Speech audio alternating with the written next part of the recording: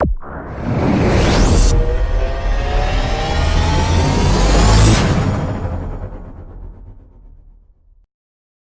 I'm Tony here at the Tech Garage. Today we're going to demonstrate how to replace the power assembly unit in the Tech 3.25 ton low profile jack. Using a 17mm wrench, remove the handle screw and lift the handle to remove from the lift. Place the jack on its side or upside down. Using a pair of pliers or a screwdriver, pry the two springs off the bottom of the power assembly unit.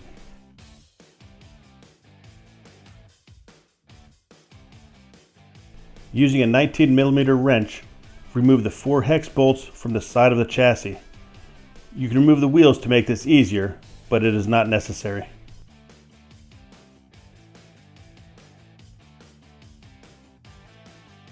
Place the jack on its side and raise the lift arm to open the jack. This will give you a small window to remove the cotter pin.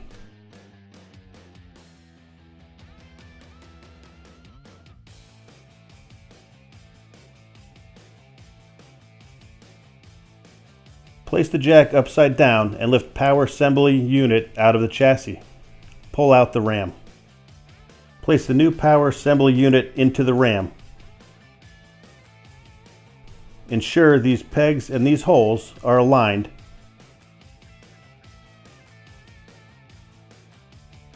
Then insert the cotter pin. Using a 19mm wrench, insert the 4 hex nuts to secure the power assembly into the chassis. Using pliers or a screwdriver, replace the springs onto the power assembly unit.